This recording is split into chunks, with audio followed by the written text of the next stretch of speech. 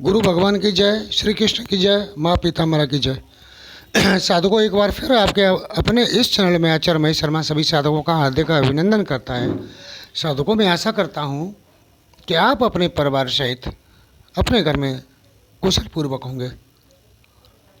साधकों, नायिका साधनाओं की सीरियल में मैं आपको विद्राणी नायिका के बारे में यहाँ बताऊंगा। साधकों, मैं एक बात और आपको बताना चाहूँ कि जिस तरह मनुष्य योनि में सतोगुणी, रजोगुणी, तमोगुणी प्रवृत्ति के 3 प्रवृत्ति के व्यक्ति होते हैं, इसी तरह यहाँ भी सभी योनियों में 3 तरह के सतोगुणी, रजोगुणी, तमोगुणी 3 तरह की प्रवृत्तियों के साधक सिद्धियाँ होती हैं। चाहे नायिका साधना हो, चाहे किन्नरी साधना हो, चाहे यक्षिणी साधना हो, चाहे भूतनी साधना हो, चाहे सुंदरी साधना हो, और भी जितनी भी साधनाएं हैं, इनमें अभी सतोगुणी, रजोगुणी और तमोगुणी 3 तरह की प्रवृत्तियों की साधनाएं विद्यमान होती हैं। यानी 3 तरह की यह देवियाँ होती हैं गुणों के द्वारा, स्वभाव के द्वारा। तो साधकों, मैं केवल यहाँ सतोगुण या रजोगुण वाली साधना को ही बताऊँगा, तमोगुण वाली साधनाओं को नहीं बताऊंगा, क्योंकि तमोगुण की जितनी भी साधनाएं होती हैं वो अघोर मार्ग के द्वारा की जाती हैं, और अघोर मार्ग से मेरा कोई ताल्लुकात नहीं है। केवल दक्षिण मार्गी साधना यहाँ बताऊंगा, वाम मार्गी साधनाओं से मेरा कोई लेना देना नहीं है। चौक साधकों, मैं आपको भी बता दूं कि जो भी व्यक्ति वाम मार्ग की साधना करते हैं वो निश्चित नरक में जाते हैं। पहली बात तो यह है कि उन्हें मुक्ति नहीं मिलती, यहाँ पृथ्वी लोक पर प्रेत आत्मा बने घूमते हैं। दूसरी बात, अगर उन्हें यहाँ से निकल भी गए तो वो निश्चय नरक भोगेंगे। अब साधकों को चयन करना है कि साधक जो है वाम मार्ग की साधना करना चाहते हैं या दक्षिण मार्ग की साधना करना चाहते हैं। यहाँ प्रेत योनि में भटकना चाहते हैं या दूसरा जन्म लेना चाहते हैं या मुक्ति मोक्ष लेना चाहते हैं, ये साधकों के ऊपर डिपेंड करता है। और मैं एक बात और यहाँ बताऊँगा कि जिस व्यक्ति को, जिस गुरु को जितना ज्ञान होगा वो उतनी ही बात करेगा। मैं हूँ, मुझे जितना ज्ञान है केवल मैं इतनी बात करूँगा, उससे ऊपर की बातें नहीं कर सकता, क्योंकि मुझे ज्ञान ही नहीं है और मैंने कुछ देखा ही नहीं है। दूसरी बात, ऐसे ही अन्य लोगों की है, वो तो आप जानते हो, जिसमें जितना ज्ञान होगा उतनी बात करेगा। कक्षा 5 के बालक बच्चे को BSc की या इंटर के बारे में कुछ विषय में कुछ पूछा जाए तो वो क्या भला किसी को बता के देगा? वो किसी को नहीं बता सकता है। कक्षा 5 के बारे में तो बता सकता है। तो इसी तरह साधनाओं का ये संगम है साधकों। यहाँ जिसमें जितना ज्ञान है वो उतनी बात करता है, मुझ में जितना ज्ञान है मैं आपको उतनी ही बात बताता हूँ, इससे अधिक बता नहीं सकता।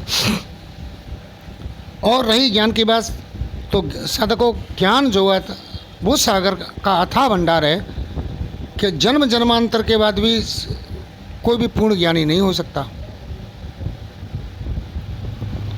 भक्त तो बन सकता है, वो इसी जन्म में पूर्ण भक्त बन सकता है, लेकिन ज्ञान का अर्जित नहीं कर सकता। हाँ, अगर उसके ब्रह्म विद्या प्राप्त कर ली हो तो वो पूर्ण ज्ञान प्राप्त कर सकता है,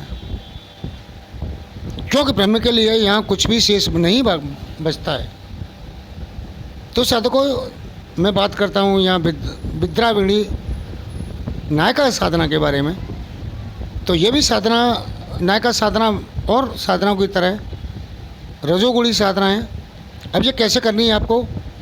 यह साधकों जो है आपको कृष्ण पक्ष से शुक्ल पक्ष से किसी भी सोमवार या शुक्रवार से शुरू करें, और साधना करते वक्त किसी ऐसे व्यक्ति की एक हड्डी लें, छोटी सी,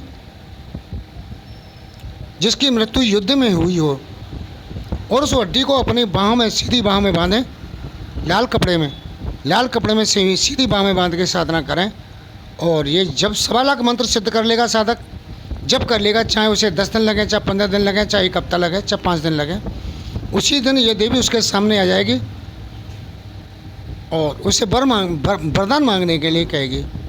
तो साधक कोई भी वरदान मांग सकता है, चाहे धन संपत्ति का वरदान मांग सकता है, चाहे अपने शत्रु विनाश का मांग सकता है, चाहे अपने उज्जवल भविष्य की कामना कर सकता है, चाहे अन्य सिद्धियों की वरदान मांग सकता है।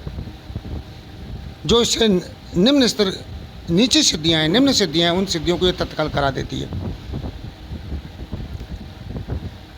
तो साधकों, ये बहुत ही अच्छी साधना है। विधि वही है, तंत्रोक्त विधि के द्वारा उत्तर या पूरब की ओर मुँह करके बैठें,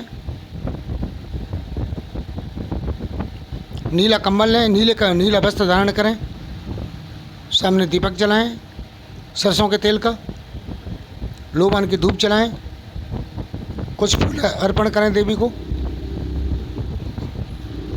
और 3 मिनट का प्राणायाम, 3 मिनट का नाड़ी शोधन, 5 बार मानसिक जप गणेश जी का ओम गंगणपति नमः। इसके बाद गुरु मंत्र की 1 माला, उसके बाद क्रोध भैरव के मंत्र की 1 माला। इसके बाद इस मंत्र का उत्कीलन करने के बाद मंत्र करें।